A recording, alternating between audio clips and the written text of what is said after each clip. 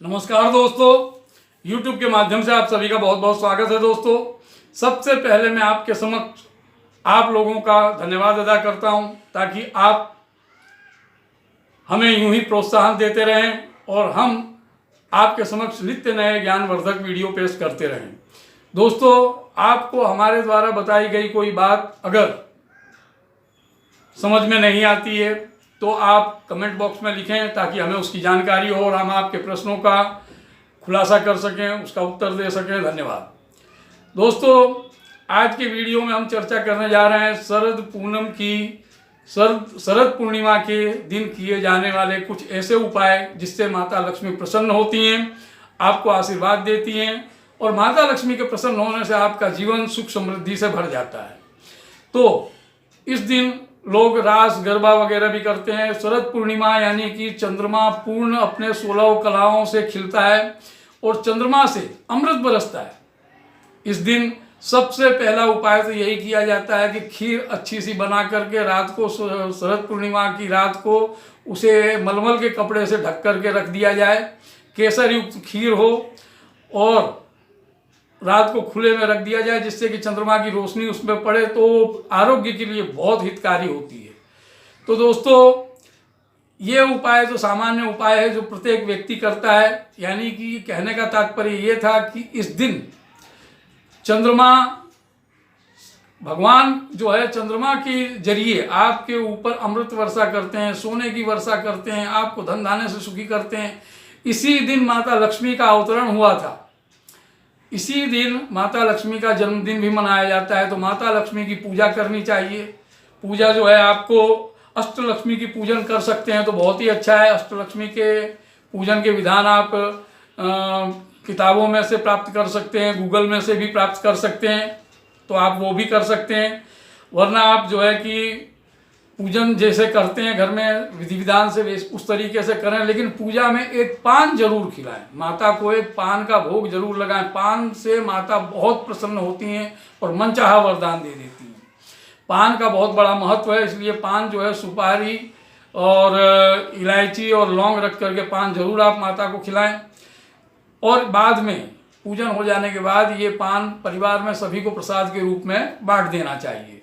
दोस्तों, इससे बहुत लाभ होता है। और इस दिन जो है सुपारी जो है, एक सुपारी लाल कलेवा में लपेट करके पूजन में रखी जाती है, वो माता को अर्पित की जाती है पूजा करते समय। ये पूजा के ही विधान में बता रहा हूँ आपको। ये पूजा हो जाने के बाद इस सुपारी को तिजोरी में रख देने से माना जाता है कि फिर साल भर आपको धन धान्य की कोई कमी नहीं रहती है। धन कहीं से भी आता रहता है, बहाने मार मार के आएगा।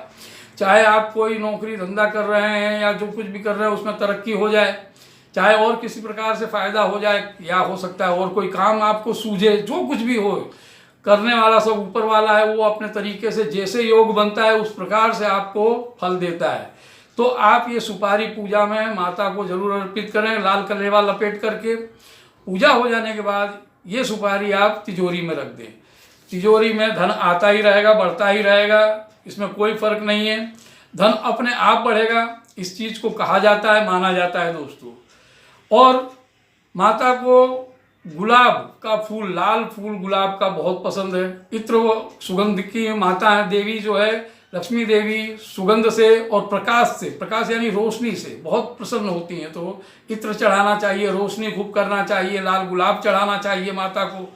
ये सब करने से माता अवश्य ही प्रसन्न होगी। और दूसरी एक खास बात जो आपने शायद बहुत कम लोग जानते हैं, कौड़ी जो होती है, कौड़ी खेलते हैं। सफ़ेद कौड़ी आप बाजार से ले लें अगर आपके पास उपलब्ध नहीं है तो, और शरद पूर्णिमा की रात को कौड़ी जरूर खेलें, इससे माता बहुत प्रसन्न होती है।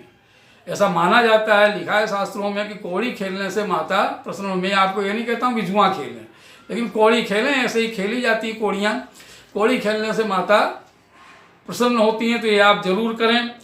और एक खास बात, कार्तिकेय भगवान जो हैं, कार्तिकेय मतलब शंकर भगवान के पुत्र थे, कार्तिकेय भगवान पुत्र हैं उनके, तो उनकी पूजा करने से कुंवारी कन्याओं को अति शीघ्र सुंदर और योग्य वर मिलता है। तो ये सब शरद पूर्णिमा के दिन करने से ये सब अनेक लाभ होते हैं। तो ये सब लाभ आपको भी लेने चाहिए। ये सब लाभ जीवन में अगर आप प्राप्त कर सकते हैं तो आपके लिए बहुत ही अच्छा है। वैसे शरद पूर्णिमा में और कई प्रकार के उपाय होते हैं, मैं आगे भी बता चुका हूँ, वो भी आप कर कीजिए। सारे ही उपाय फलदायी हैं, लेकिन ये जो उपाय मैं आपको बता रहा हूँ और इसके ऊपर जो फल की मैंने व्याख्या की है कि आपको इस प्रकार के फल मिलेंगे, वो भी जरूरी है, पक्का है, ये आपको मिलेगा ही मिलेगा। आप ये जरूर करें। शरद पूर्णिमा की रात को किए जाने वाले ये उपाय हैं दोस्तों, ये जरूर करें, अपने दोस्तों में, स्नेहियों में बताएं, और लोग भी इसका लाभ ले सकें। साल में एक ही बार शरद पूर्णिमा आती है, इसका आप लाभ जरूर लें, सुख समृद्धि पाएं। इसी कामना के साथ दोस्तों आज के लिए इतना ही। नमस्कार।